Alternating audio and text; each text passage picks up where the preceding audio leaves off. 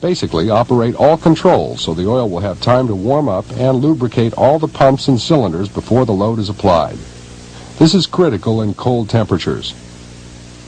When the engine is idled for long periods of time, make sure the idle speed is sufficient to keep the battery charges.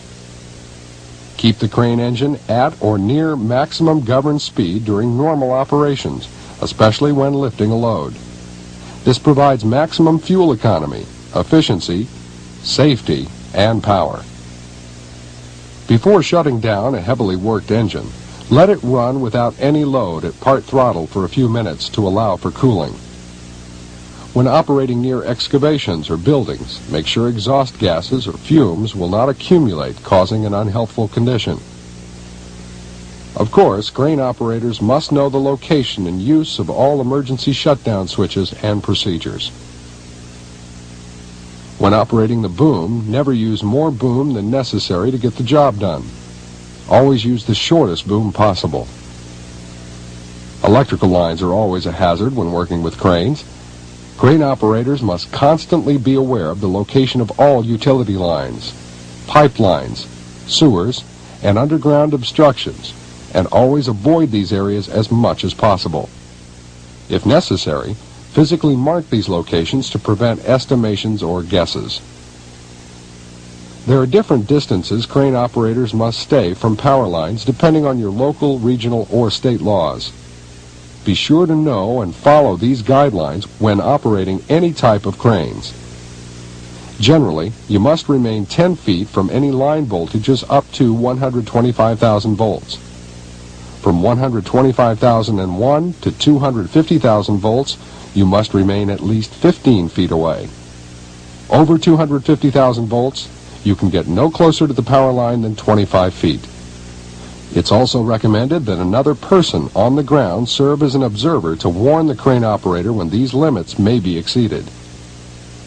In the unlikely event that you do touch a power line that is energized, stay on the machine and try not to panic. Keep everyone away. If you can, move the crane off the wire. If you have to get off the machine while the crane is still touching the wire, don't step down. Jump off the machine. Jump off the machine and try to land as far away from the machine as possible without falling down. Keep your feet close together. The reason for jumping and keeping your feet together is to reduce electrical shock exposure in the event the ground surface is energized. If your feet are apart, the electrical potential between one foot to the other foot could cause electricity to flow through your body. After you've landed upright, continue to jump with your feet close together until you're far enough away from any potential electrical energy in the ground. Jumping with your feet close together is the safest method of avoiding a serious electrical shock under these circumstances. Always position the crane as close to the load as possible and in such a manner as to minimize the swing. Be sure there is adequate clearance for tail swing, especially if there are other people or vehicles nearby, and make sure the swing lock is disengaged before starting to operate the crane. On cranes equipped with outriggers, always use the outriggers, no matter the size or weight of the load to be lifted. The revolving portion of the superstructure of the crane must be dead level before making any lift. When determining the actual load, it's important to count the weight of all rigging equipment as part of the load. Never rely upon an estimate to figure the load weight. Use your load chart. Just because a crane is stable 1 minute doesn't mean that it will remain stable.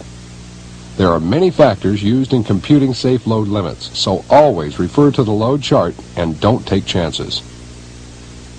The hydraulic crane operator who waits for signs of tipping to warn of an overload condition will often bend the boom, exceed the pressure limits, or cause severe damage to the machine before any signs of tipping occur. Jerking loads or fast lifting or lowering can also cause machine damage and tipping. Crane capacities are quite complex and are based upon many factors such as the boom length, boom angle, and angle between the boom and pendants, as well as the actual weight of the load. Don't take chances. Don't forget the rigging equipment. They too have rated capacities based upon sling angles, strength of the rigging, weight of the load, and capacity of the tackle. All slings must be properly identified and must be protected from sharp corners or other hazards. Don't make lifts when loose equipment is not properly secured, and secure the unused portion of the sling legs. Never wrap a rope around a hook. Operators on the ground assisting with the lift must stand completely out of the way when the lift is started.